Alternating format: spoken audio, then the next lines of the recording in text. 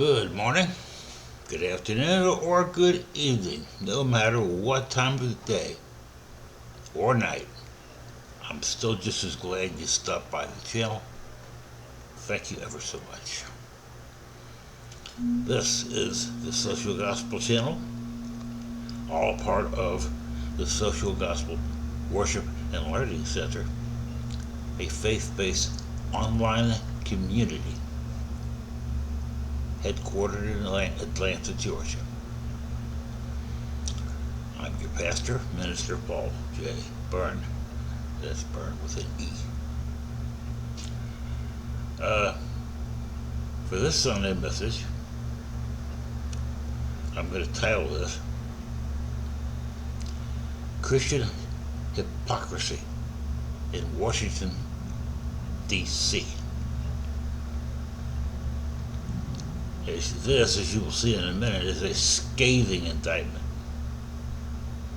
of all the corruption and clandestine stuff that goes on behind the scenes. We started out from the beginning here. Remember when we were kids at school, all those years ago? We used to recite the Pledge of Allegiance to the flag every day back when I was a kid. I don't know if they still do or not. Among other things, the pledge calls us one nation under God. Judging from how things are going in Washington these days, we have become anything but that. We are faced with endless wars overseas with no end in sight. And these wars on multiple fronts are bankrupting our country. Meanwhile, here at home, it is the American people who are already faced with bankruptcy and even homelessness due to unemployment or because of declining wages for those who are working, coupled with skyrocketing costs. Well, how much longer can this last? Is my question. Citizens everywhere continue to lose their houses to foreclosure under circumstances that are questionable at best or outright financial fraud at worst. The rapidly growing population of homeless people is already in the process of turning into a human tidal wave of misery and hopelessness.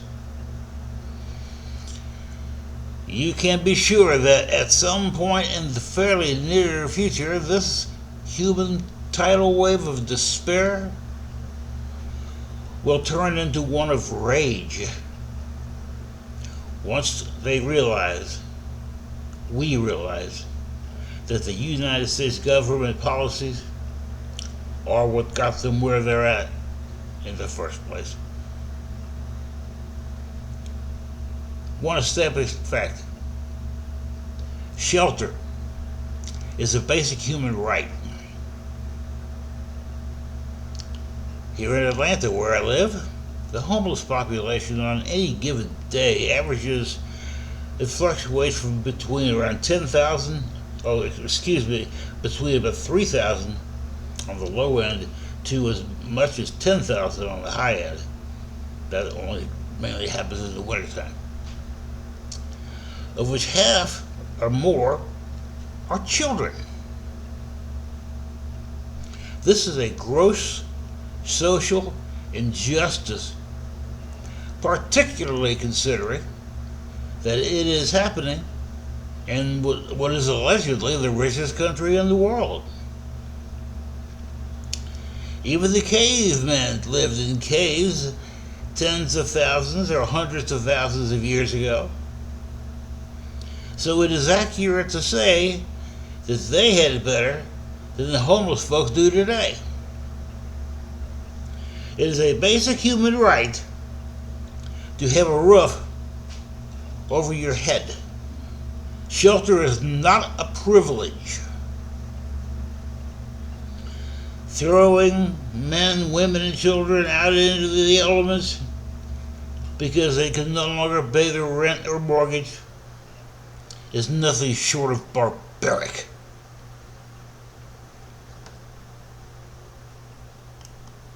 It's time for all of us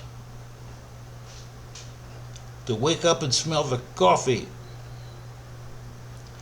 As all this outrageous injustice continues, we see and hear our nation's leaders in Washington invoking the name of God and quoting the Bible, albeit out of context, as a justification for waging immoral and illegal wars all over the globe.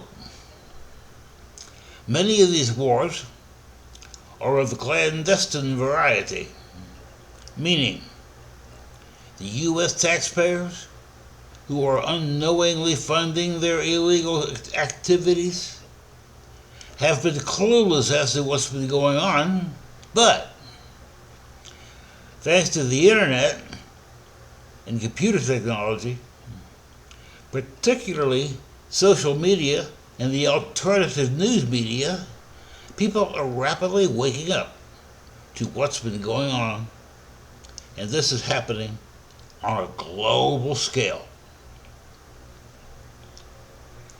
It is, in short, a recipe for revolt. Here at home, in America, our nation's lawmakers debate whether gay persons should serve openly in the military or not. And various individuals in our country's leadership take a stand on whether they are pro-life or pro-choice. These side issues are being debated while our country grapples with record deficits that threaten to swallow up what is left of the U.S. economy, just as Nero fiddled while Rome burned. They pontificate about family values, while the 1 in every 4 American school children don't get enough to eat, and 1 in every 5 American school kids will be homeless at least once before they turn 18. It's an ugly fact, but a true one. And that's not just here in Atlanta either. It's all over North America. Moreover, so-called conservatives in Congress threatened to do away with the American social safety net at a time of 1970s era wages and rampant homelessness, just when it is needed the most. If these embedded neoconservatives succeed in taking away, or even so much as reduce, the social safety net that millions are currently depending upon, you can be sure there will be rioting in the streets.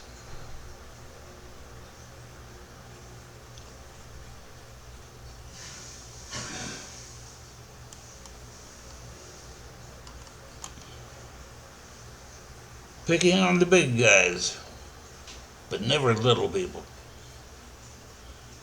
Being the leftist Christian that I am, I particularly enjoy taking on big government and mainstream church denominations at all levels, taking them all to task, not just for the way in which they are running things, but challenging their thinking and their values. For example, many Republicans in Washington keep talking about God and politics as if they are interchangeable. And they like to make it seem like the Democrats and so-called liberals are a party of loose morality, favoring abortion, favoring gay marriage, and hanging out with alleged terrorists. And reacting is so much easier than critical thinking, especially when we're also emotionally drained from these years of unemployment, underemployment, or working multiple part-time jobs just to stay alive. Many are dealing with home foreclosures or evictions as this situation continues to worsen. Allow me to point out some pertinent facts. Our lawmakers today completely ignore the First Amendment's separation of church and state. The First Amendment to the U.S. Constitution begins by saying, and I quote, "Congress shall make no law respecting an establishment of religion or prohibiting the free exercise thereof." Close quote. Now, to me, this means anyone who wishes to engineer a merger of government and organized religion either knows nothing about the Constitution or they openly wish to break it. Either way, that means they would be committing treason. They publicly thump their Bibles on which they were sworn into office, and they brag about giving 10% of their incomes to the churches they belong to, even though many don't even attend church at all. They just slide them a few hundred every chance they get, and they just say, "Hey, here you go.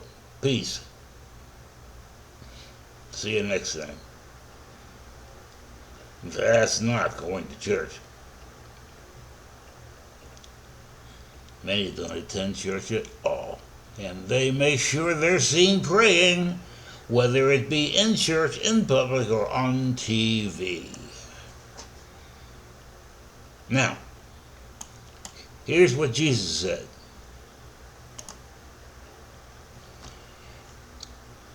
Jesus has something to say about that. And those serene words of wisdom are just as relevant today as they were 2,000 years ago when they were first spoken. And I quote, "And when you pray, do not be like the hypocrites, for they love to pray standing in the synagogues and on the street corners to be seen by men. I tell you the truth, they have received their reward in full. But when you pray, go to your room, close the door, and pray to your Father who is unseen. Then your Father who sees what is done in secret will reward you." Close quote. That comes from Matthew's Gospel, chapter 6, and verses 5 and 6. So that's Matthew 6, 5 and 6 is where that came from. Whatever we do for Christ, whatever we do, as we set aside the political hysteria and look at the facts, Jesus, historically speaking, was part liberal and part socialist by today's standards. Heck, hence the inspiration for the social gospel that I represent of 1900 years later. Much of the New Testament condemns the attitude of the so-called religious right, which is neither, as far as I am concerned. For example, Jesus condemned the greedy rich saying, "It is easier for a camel to go through the eye of a needle than for a rich person to enter the kingdom of God." Close quote. That's Matthew chapter 19 and verse 24. He denounced the money changers in the temple at Jerusalem as he threw them out, saying, "My house will be called a house of prayer, but you have made it into a den of robbers." That's Matthew chapter 21 and verse 13. So Jesus really said all this stuff. But hold on, I got another one for you. And Jesus stood up for the poor and the underprivileged, saying, "Inasmuch as you have done it unto one of the least of these my brethren, you have done it unto me." How much more must we endure? How can America's leadership, especially the conservative right-wingers, call themselves Christian? How does one call oneself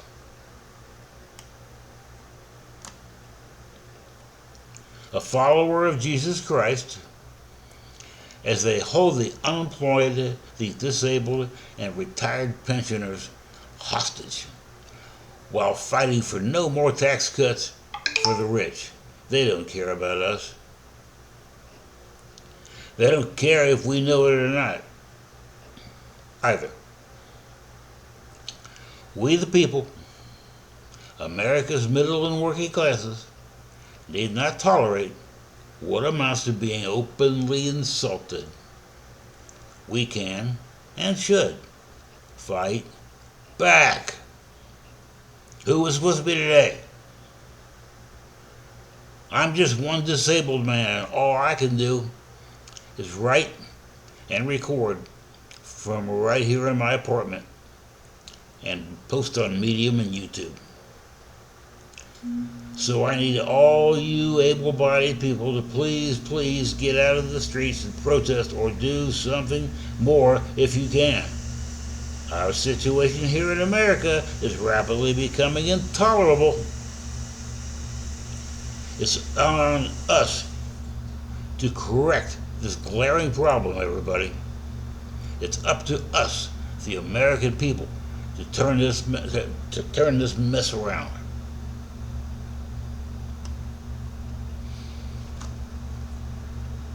And that concludes the Sunday message, as I prefer to call it. I never use the word sermon anymore. Normally at the end of a church service, I pass around a collection basket, but since I'm online, I can't do that. So I don't worry about it. But in the event that you are able to send us a donation, whether it be small or large, the directions for doing so are in the bottom of the comment section. You'll find all of the web addresses as well as the email address for the donations. We are a registered nonprofit on PayPal and on Stripe.com. The email address for PayPal is also located in the bottom of the comments section. And one other thing, if you can't send us a donation, but you still like to help, please consider signing up for the paid version of our blog, which is posted bi-weekly right now. I'm going to be working on some more of that soon. But for now, it's $5 a month for the paid version. Or, if you like, $50 a year. That works out to 16 cents a day. I also want to thank everybody for the privilege of your time. You are also very, very much appreciated. Having said all that I can think of to say for this time around, everybody be blessed. Yes, I said, be blessed. In Jesus' mighty name.